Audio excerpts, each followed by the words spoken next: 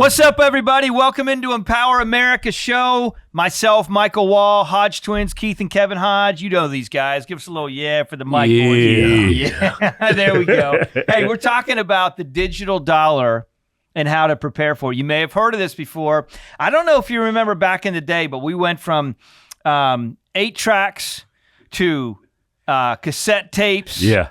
I mean, listen, guys, I had my number 2, not number 1. Yeah. My number 2 pencil. And I put that bad boy in there, and I was cranking it up to make sure the tape came in. You know what I'm saying? That's old school. Right. Some of you may have never heard of that. You're like, cranking what? That's tape? What? And then you move to CDs. Yeah, right. That's called a compact disc. And then all of a sudden now we're in, it's all digital. People are like, hey, Steve Jobs, 1,000 songs in the pocket. Remember that years ago? And people are like, how are you going to fit 1,000 CDs in your pocket? Yeah. I mean, you got these ghetto, like, big baggy pants. I mean, what are we doing here? People had Walkmans and I remember back in the day, you go on the radio and you hear stories. You could call a phone number and you could listen to stories like Three Little Birds and stuff like that. That's all gone, man. It's gone, man. You don't remember that, do you? I remember it. Yeah. I had the Sony. It was yellow, bright yellow, canary style. Walkman. Open it up, put your CD in there. If you run with that bad boy, it'd play for about 3 seconds before it skipped. Yeah, I remember that. I remember I was in Target. I bought a TV. It was $500 in Zenith. That thing weighed 2,000 pounds. I was like, how the hell am I going to get this home? Remember those old big screen TVs that were huge? Right. You go into somebody's house with that in the room, you're like, man, these people are rich. Nowadays, you walk in, you're like, what is this, a nightstand? It took a crane to move that thing. It was like 5 black. I was going to say something bad. Yeah. It took 5 dudes. I remember we was carrying that shit up to the front of the store. Oh man! It's like, oh my god! Exactly. Hey, it's at the end of the day. Now you're in a place where Johnny's at the house, and you hear this toot toot toot toot next door. Like, Dad, what's going on? The neighbors are getting rid of their TV. The crane's coming in. No, I mean, but things have changed. Yeah. So much. They really have. Yeah, the natural evolution of money. Yeah, it's happening. The digital dollar. You think eventually all cars will be electric? I tell you what, I really hope not. Because I think right? The grid can't handle it. Well, first off, the grid can't handle it. Secondly, I think what's going to happen is we're going to listen. The pendulum always swings. Even Elon himself came out and said all electric is not healthy. Right. Like, I mean, they realize, like, listen, these machines, and we're getting off topic a little bit. We'll jump back to the digital currency, but these machines that are mining for and these big trucks that are carrying out what's needed for these batteries for these cars. I mean, they're running on diesel fuel. Right. I mean, they're using more diesel fuel than a lot of cars use in a year. Right. So it's like, it doesn't make any sense. It doesn't make any sense. And those pipelines, man, in Alaska, they're bad news. You think about it. They're underground. You can't see them. The deers are walking on the grass. It's like nothing's even there.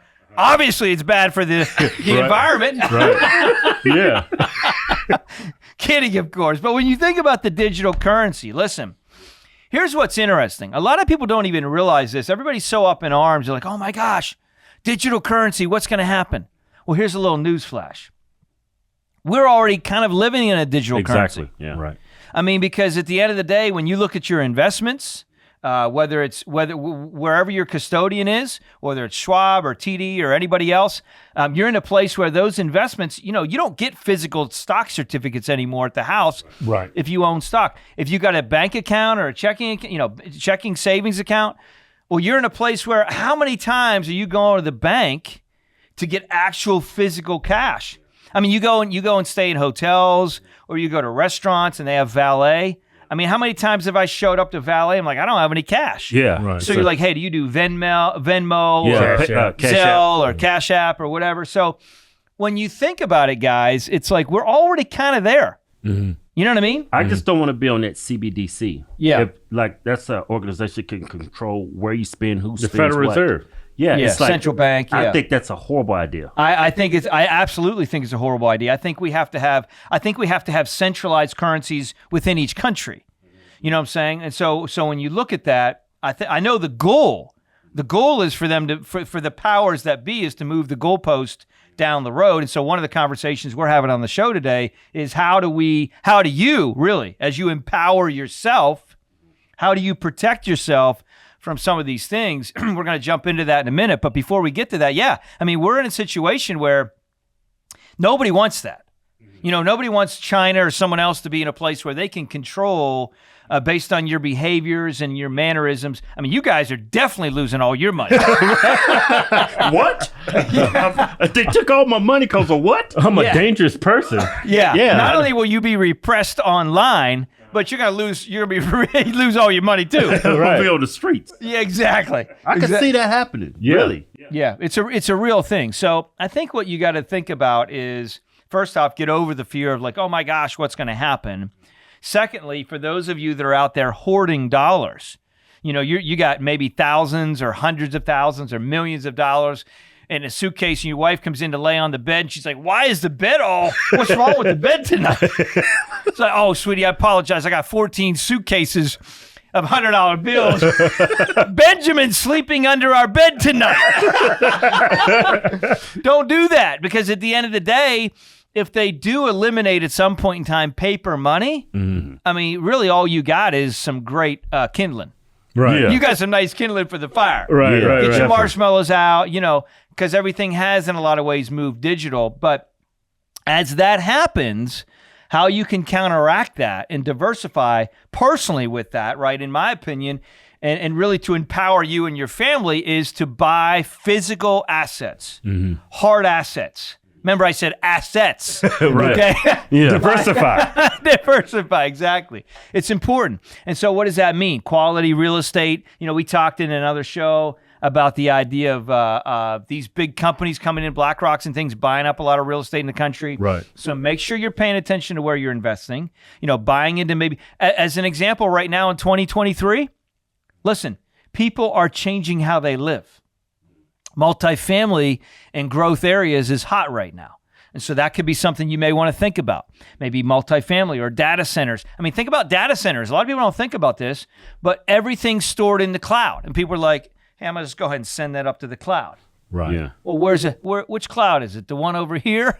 Is it the rain cloud that's coming in? Like, what cloud is it in? Yeah. How do you invest in data centers? Well, so you might be in a situation where you get involved in a fund that actually what they focus on is investing in data centers. And it may not necessarily be the data business itself. It could be the building, that's owned by the data centers, because these buildings that are made to hold all of these servers, I'm not talking about people that served you lunch. Yeah, right. Yeah. Computer server. Would you like another drink, sir? You're going to take all these people and put them in a building, and they're going to remember my stuff? No. Not that kind of server. So, be in a place where maybe this fund, as an example, invests into buildings that house a bunch of servers. Oh, okay. Right. You know what I'm saying? Because these buildings have to have certain protocol. They have certain AC and cooling and all this stuff to kind of make it right. And so that's what happens. It's like a lot of businesses. A lot of businesses won't own their own real estate where they actually operate in, because real estate can be a negative on the balance sheet for a lot of companies. So they'll say, you know what, we would rather just lease. That way we don't have to take care of improvements. We don't have to worry about taxes. We can just write off the lease every year, and all of the other stuff is out of our hand. We can focus on what we do best. So one way, Keith, they could do that is investing into maybe a fund that focuses on data centers, or investing into a fund that focuses on multifamily, or investing into, but the point is buying hard assets is what I'm saying. Don't just have all of your monies in the digital landscape, right? It's important. Just like you guys, even on the shows that you started, you had a variety of different shows. You diversified. Yeah. So when you say hard assets, like real estate, stocks, bonds? Well, stocks I would not consider hard assets. Okay. And the reason I wouldn't consider them hard assets, Kevin, is because, we're in a place where it's in the digital landscape. You're buying and selling digitally. There's no papers transitioned. You're owning part of a company, but it can be a manipulated structure.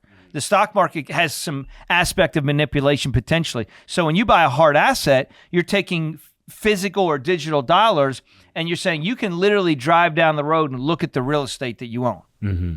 You know, we know that one of the things that's created a lot of millionaires and multi-millionaires and billionaires in our society is hard assets. Yeah, land. Real estate. Yeah. Land, real estate, all that kind of stuff. So those would be good to invest in land, real estate. Yeah. Yeah. And so, again, part of this process about understanding what you're doing is you stepping back and really making sure that you understand the investment space, or at least the terminology. Right. Empowering yourself. Right. You got to buy those stocks when it's low. Yeah. I mean, they're low right now, but yeah, stock markets, I would think more like annuities, right, would be safer right now. Well, I mean, they're definitely, annuities are safer, yes. Are they right for each situation? Maybe. You know, it depends on what you're trying to do, but that wouldn't even necessarily be a hard asset per se, because your money's invested. You basically are investing your money at an insurance company, and then they take, depending on how the annuity's set up with it, whether it's a variable annuity, an immediate annuity, a fixed index annuity, and then each side there's different things. So the hard assets are physical things. Now, what I don't want you guys to do, get in your car, drive down the road with a bag of money like Santa Claus, and then go knock on the door and be like, "Hey, you mind if we buy your land?" Because Mike said we should go get some hard assets. And right now we're late. Right. Don't do that. Right. Don't do that. Make sure you know what you invested in. Yeah, pay attention along the way. And so this journey is you taking a little bit of time as you're watching this as well, taking some time to empower yourself to understand. Again, it all goes back to the financial alphabet. You know, and that's one of the reasons we put that investing basics course together, which people can get and they can have access to, because now they're investing in themselves. They're taking some time to learn some things. They're learning the financial alphabet. They're learning about these things. It may not necessarily help them identify every perfect deal, but it's going to help them be able to have a conversation more intelligently. Right. That'd be great for you guys. They will be wandering in dark. Time you're having an intelligent conversation. It would be amazing. Keith would be like, "Listen, I'm going to tell you right now, I know about this stuff. In fact, like last show, is like, go invest in Bitcoin." No, it's not a cone. You don't put it. Is it a dunce cap?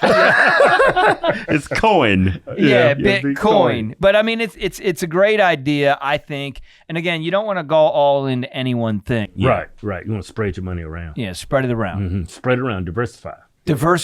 Diversify. Don't put all your eggs in one basket. Yeah. Unless it's a real big basket. I mean, how big is your basket? It's getting pretty big. That's very important. So there you go. You heard it here first. Don't put all your eggs in one basket unless you got a big basket. No, man, listen, buy hard assets. Think about what you're buying. And just, don't over worry about stuff. I mean, I think that's the key. The other way to kind of help with this stuff in the process is try and make sure that you're making your mindset in a place where you're realizing the investment bandwidth today, culture today is different than it was years ago. And that's one of the reasons in the other show that we did, This Ain't Your Grandma's Economy, you got to be thinking about it. If you haven't watched that, go check that out. It's a great show talking about how things have changed. The investment landscape have changed. It's important, right? Oh, yeah. Very important. So we got to be thinking about that. We got to be mindful of that. And this takes some work. You can watch this show and be like, "Hey, this is great." But at the end of the day, it takes some work. Just like these guys. You may not know this. They flew in from Vegas. Yeah. Right? You guys overnight, flying in, doing your thing, coming in. Takes some work. We're putting in the effort to do some things to help empower you on this journey. And you don't have to work like a slave like I do. All it takes is like 5-10 minutes a day, just a little bit. You don't have to overwhelm yourself. Just take a little bit time out of your day and just learn the basics. Learn the basics. Yeah, and you guys saw some of the course. Yeah. That's why we put it together. It's a great course. Yeah. It's a beautiful thing. So at the end of the day, remember, diversify hard assets. And don't put all your eggs in one basket unless it's a real big one. And it's in a safe place. Yeah. Don't go out and buy a bunch of Lamborghinis. Yeah, don't do that. Be diversifying, and we're kidding about all the eggs in a basket, but really diversify is what we're saying. And stay empowered. Share this show with someone that needs to hear it, because I know you got friends that don't know what's going on.